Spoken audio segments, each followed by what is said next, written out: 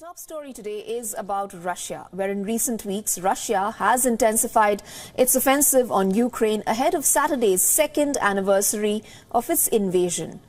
Now, Russian President Vladimir Putin remains intent on trying to defeat Ukraine 2 years after launching its invasion. In the latest, Russia has claimed to have retaken a Ukrainian bridgehead on the banks of the Dnipro River. As its forces step up their offensive, the Kremlin says it has seized the village of Krinky. The settlement on the left bank of the Dnipro opposite Kherson was captured by Ukrainian Marines in October. Since then, it has been under heavy bombardment, almost ever since. Although Ukraine has denied the claims made by Russia, Kyiv says its troops are still holding their position under fierce attack. Now, Moscow's push on Krinky came amid a series of coordinated Russian assaults along the front line in eastern and southern Ukraine, following the capture of the town of Avdiivka. Attacks have also intensified around Robotyne as Moscow attempts to stretch and probe Ukrainian forces as they run low on ammunition. Now, amid the recent attacks, according to a survey, only 10% of Europeans believe Ukraine can defeat Russia on the battlefield, while 20% say Russia will win the war, and some 37% of Europeans think the conflict will end in a stalemate. Now, the European Council on Foreign Relations poll comes as Ukraine acknowledges facing difficulties on the front lines. Furthermore, Kyiv has doubts over the Western backing as it continues to fight the Russian forces.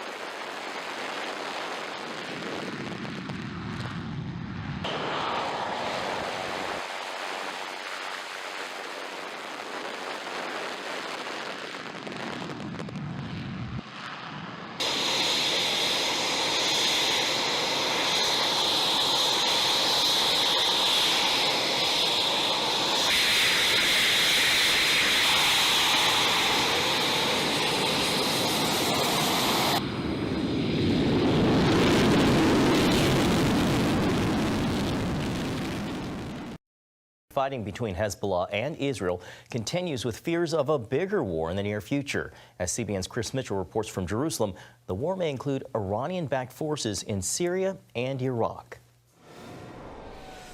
The Syrian government accused Israel of major attacks in and around Damascus on Wednesday.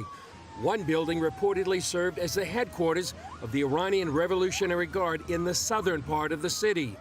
Israel also struck a number of Hezbollah installations in southern Lebanon, as Iran has reportedly given the green light to its proxy to escalate the fighting in the north. CNN reports the Biden administration is concerned Israel is preparing for war with Hezbollah in late spring or early summer if diplomatic efforts fail. Israeli Defense Minister Yoav Gallant says Israel is operating in all areas of Lebanon, including far north of the border.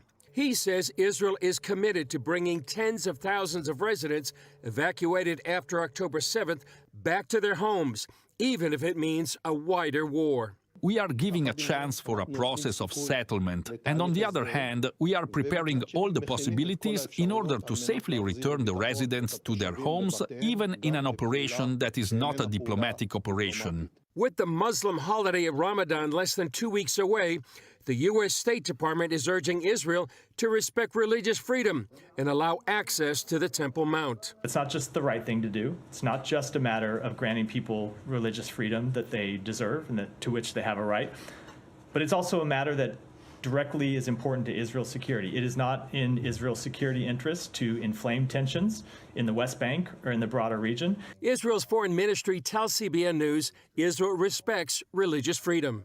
Let's make it very clear.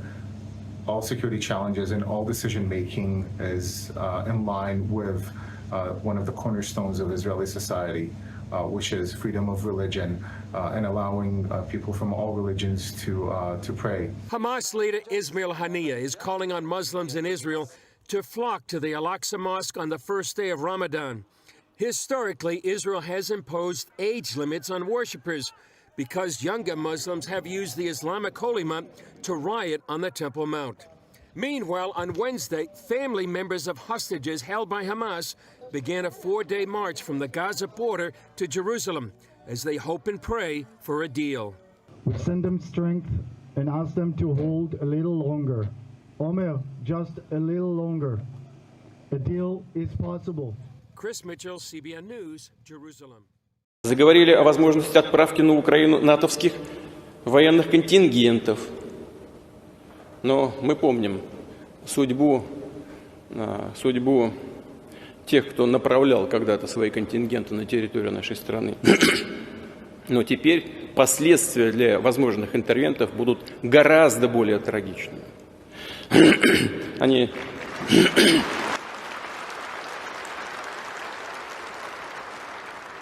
У нас тоже есть оружие, да знают об этом, сейчас только я сказал, тоже есть оружие, которое может поражать цели на их территории. И что все они придумывают сейчас, чем пугают, реально грозит конфликтом с использованием ядерного оружия, а значит уничтожением цивилизации. Они чего, этого не понимают, что ли?